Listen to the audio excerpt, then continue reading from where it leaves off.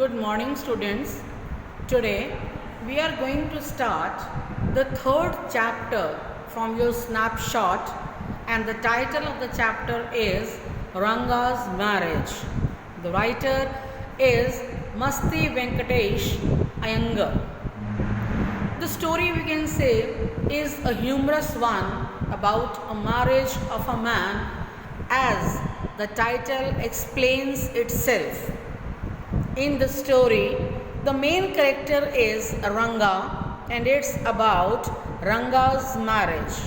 He was the only one who went to Bangalore for higher studies and knew English, which was a matter of astonishment for all the villagers. Ranga's view about marriage is very different.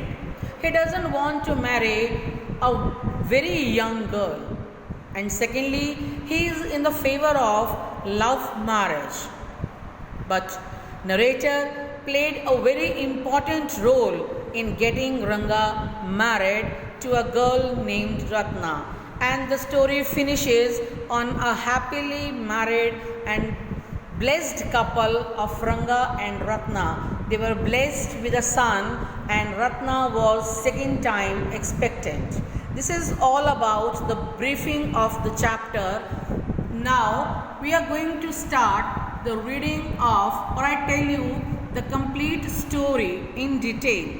Ranga's Marriage is a humorous story about a village boy who has come home after studying in Bangalore. The story is located in Hasahale, a village in former Mysore state, now a part of Karnataka. There is no mention of this village in any geography book. 10 years ago, the village did not have many people who knew English. Ranga, the accountant's son, was the first one who went to study in Bangalore. There are many people now in village who know English. When Ranga came back to the village after studying in Bangalore, his homecoming was a great event. People rushed to his house to have a look at him. Attracted by the crowd, the narrator too went and stood in the courtyard with surprise. Seeing so many people, Ranga came out with a smile. Everyone was surprised to see that Ranga was the same as he had been 6 months ago. There was no change in Ranga after coming back from the city. Finding that there was no change in Ranga, the crowd disappeared. When everyone had left, the narrator continued to stay there. Ranga noticed him and came near him, greeted him respectfully. The narrator wished he might get married. That afternoon, Ranga came to the narrator's house with oranges. The narrator observed that Ranga was a generous and considerate fellow and can be a good part of society if he gets married.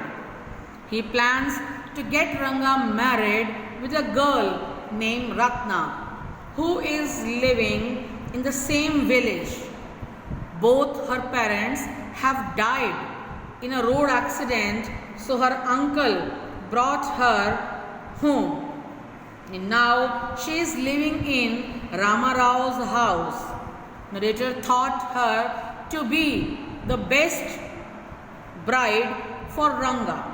Since the narrator was a frequent visitor to Ramarao's house, the girl was quite free with him. Her name was Ratna. The next morning, narrator asked Ramarao's wife to send Ratna to get the buttermilk from my house. It was a planned meeting arranged by the narrator to get Ranga and Ratna face to face, so that Ranga may show his concern, his interest in Ratna. Since Ratna belongs to city, or she lived in city earlier, she used to wear sari and she knows how to play harmonium and veena. She used to sing very melodiously. That's why narrator thought her to be the best bride for Ranga. But Ranga showed her his interest that he wants to get married to a girl whom he admired, and especially the one who is mature enough to understand his love talks. So that was a difficult task for the narrator, obviously, but with astrologer he planned to get some questions to be answered by that astrologer and took Ranga to that man. He counted her stars and told that Ranga is disturbed about a girl because narrator, after showing Ranga to him, told that she got married a year ago. So there was no chance of getting Ranga's married to Ratna. But now Ranga was worried about the same. He wanted to marry the girl, but she was already married. The astrologer, he told that there was something wrong in his mind about a girl. He is thinking about a girl, and in the talks it was confirmed that it is the girl Ratna in Rama Rao's house. Way back home, he again went to Rama Rao's house and came back after 1 minute, showing that the girl was not married. Somebody told him the lie. So there was a shine on Ranga's face as it was planned. Ranga and Ratna got married. Obviously, not both the conditions placed by Ranga were fulfilled, but he married the girl he loved, he liked, he admired. No doubt she was immature, she was very young, but they are happily married.